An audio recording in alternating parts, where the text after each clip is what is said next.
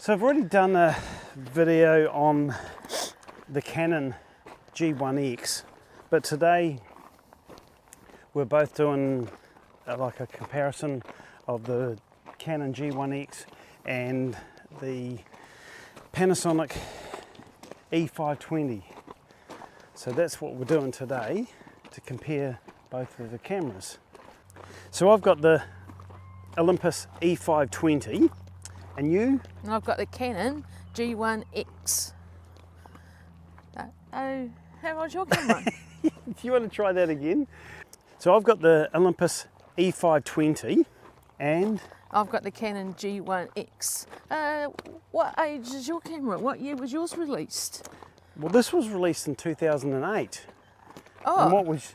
this was 2012. Oh, so yours is newer. Yes, but smaller too. Yes, it is. Mine is a bit bigger camera, but it's easier to hold on to. So yeah, mine, I've got a better grip on it. It's more like a DSLR. Alright, yeah, this one's in smaller. Yeah, but this is, yours might be better for women's hands, smaller. Oh yes, it is yeah. actually, yes. Not meaning anything by that, but most guys want something a bit larger to hold on to, and this has got a bit more of a grip. This has got more like an SLR or DSLR style grip on it. It's a bit bigger grip. This has got much smaller lens than your one. Yes, it has, but can you change your lenses? No.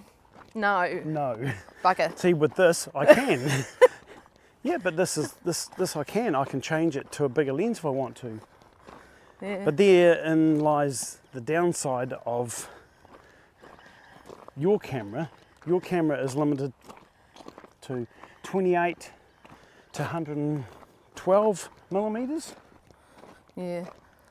And this one, although this has got a small lens on it, 14 to 42, which is equivalent to 28 to 84, I can still put a larger lens on it if I want to. Yeah, that's true, you can, yes. So Yeah. that's the benefit of an interchangeable lens camera. Yeah. So what about your viewfinder? I've got a good viewfinder. Oh, this is not so great. No, Yeah. you've got an optical viewfinder, Yeah. whereas I've got an electronic viewfinder. Yeah, and that's actually got the eyepiece over top of it. It has. Around it, so that's actually better for your eyewear. Yeah. What about your screen Yes. out the back? I can flip mine out. Yeah, I can't. Oh, see? That's the beauty of that one. Anyway, what size sensor have you got? Doesn't his got a 1.5 inch sensor? Well, I've got a it's not a micro four thirds sensor. It is the same size as a micro four thirds sensor, but it's called a 4/3 sensor, which is about a millimeter narrower and shorter than your sensor. No, so that's not really much, is it? No, it's not. No, so that 1 part, millimeter. they're actually quite close in comparison, aren't they? Yep. So this Olympus E520, the ISO range is from 100 to 1600. And what about that one? Well, this is ISO 100 to 1208. I didn't do that right. So this Olympus E520 has an ISO range of 100 to 1600. And what about the And Canon? this ISO range is 100 to 12,800. Ah, mine's bigger than your one. Oh, It's not bigger, it's better. better.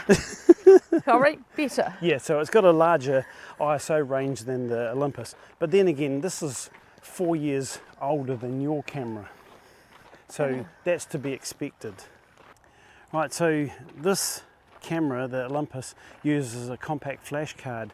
Yours uses? Not so sure. What did I just say? So this Olympus uses a compact flash card, which is a little bit harder to come by nowadays, and yours? It just uses an SD card. Which is more common. More common, yep. Yeah, and a lot cheaper to buy. Yeah, that's just true, about yeah. everywhere. Pretty much Yep. every camera has an SD card in them nowadays, but compact flash is not as common. So that's one advantage you got over my camera here. Yeah, that's true, yeah. Yeah.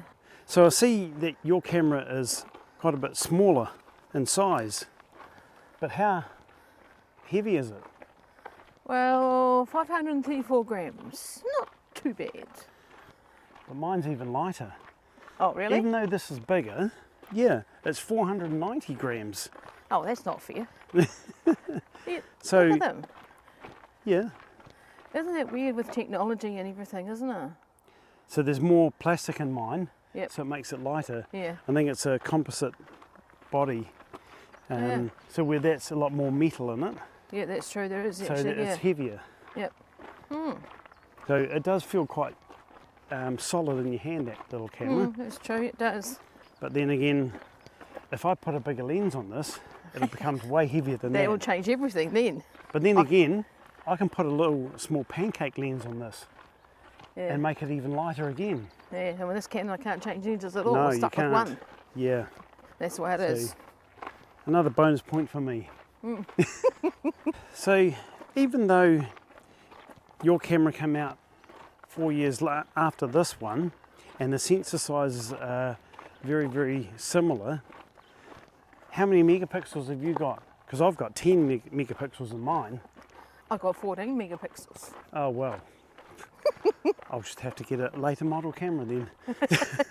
Oh, you just that little bit more. Yeah, I mean really, with the sensor sizes so similar in size, 4 more extra megapixels isn't going to make a huge difference No, in the not quality, really. especially when you view them on a computer screen. You'll probably find, as we show you some samples from these two cameras, that it's very hard to tell either of them apart. They both look pretty good. Yeah, they image are both quality. pretty close. Yeah. Yeah, Yep. they're both pretty good. And I mean, 14 against 10, it's not a huge difference really. No. As opposed to like something like 6 megapixels against say 24, then you got a bigger difference. Not a huger difference. Yeah. They're both pretty good little cameras. They each have their strengths and weaknesses. Yeah, And- that's true, yeah. Yeah, they do. And I mean, that's more pocketable, whereas this one is not. Yeah. It's not pocketable as it is. You'd have to have a big coat pocket to get it, to stash it away like that. But Yeah. then again, like I say, if you could put a pancake lens on this, then it becomes a bit smaller. It's still a chunky camera, but yeah. But we'll show you some image samples from this Yeah. and see what you think.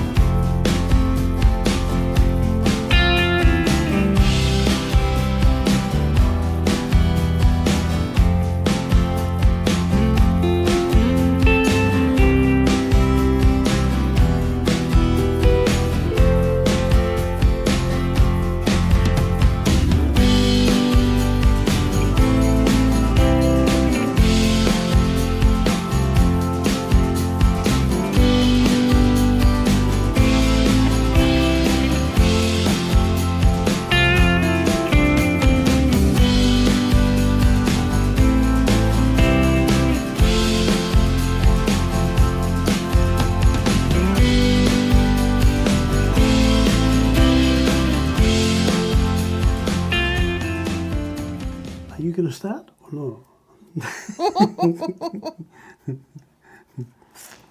So in conclusion, after using these two cameras for a short time, there's a few things that we don't like about them and there's a few things we do like about them. Now, one of the things I don't like about the Olympus is the fixed screen.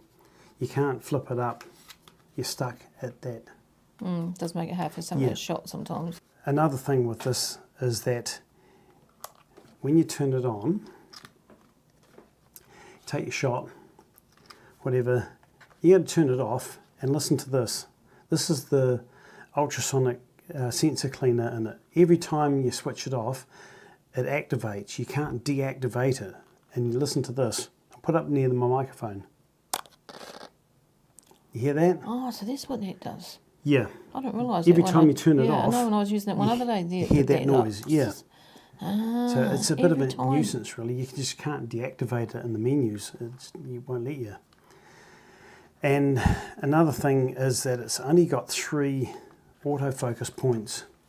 You see on the back of the screen there, you can choose from either or any of those 3. The other thing is that it has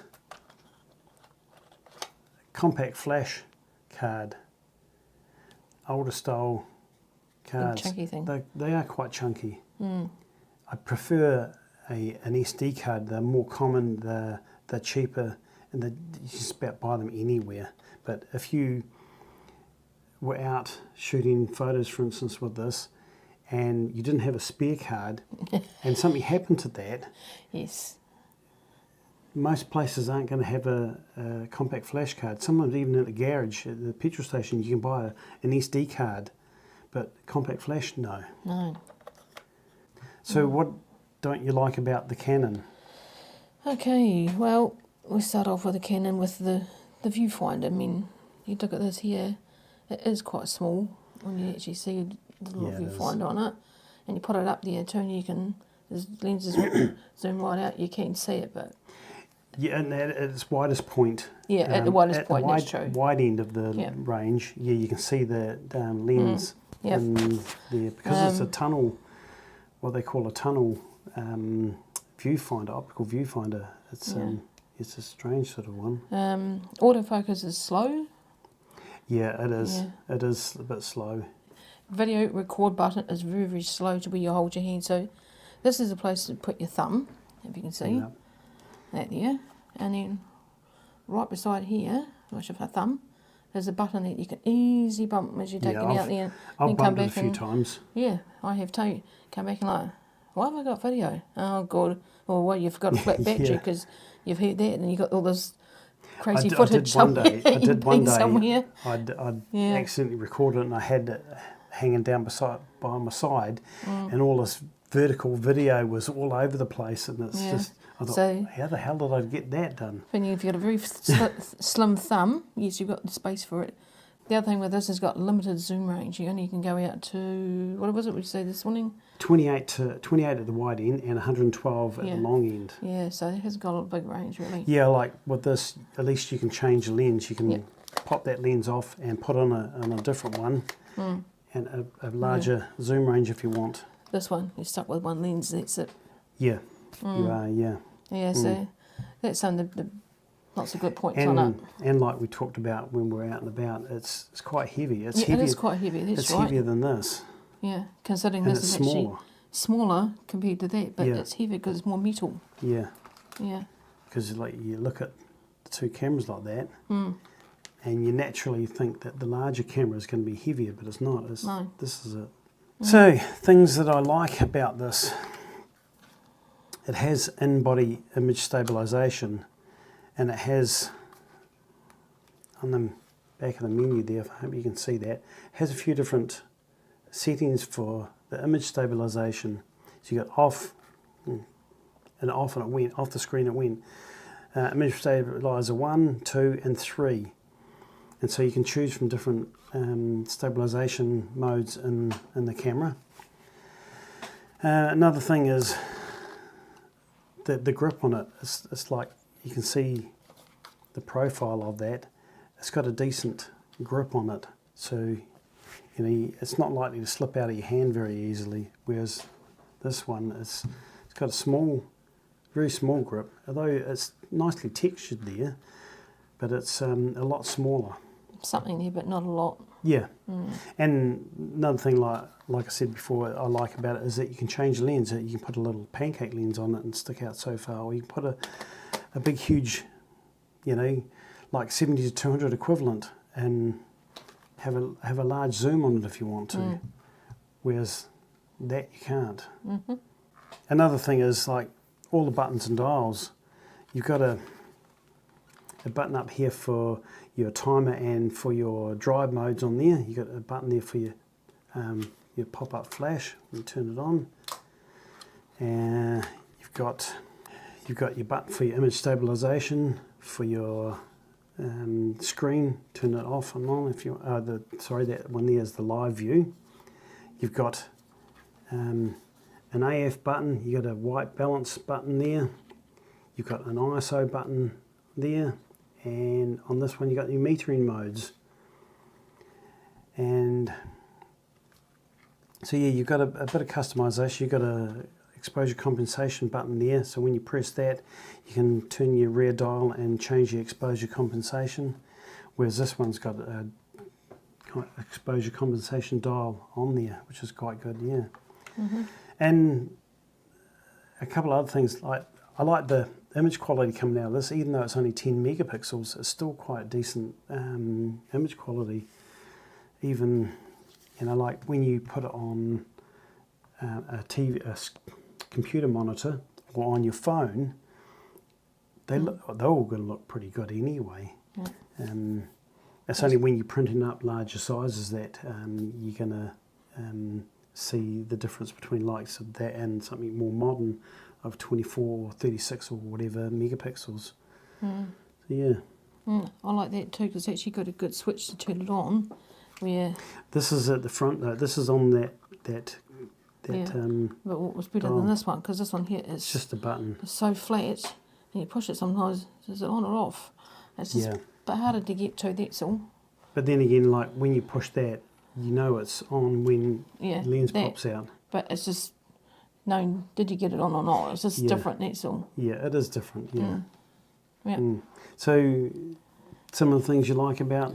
So this Canon has a built-in ND filter for bright lights. ND filter, yeah.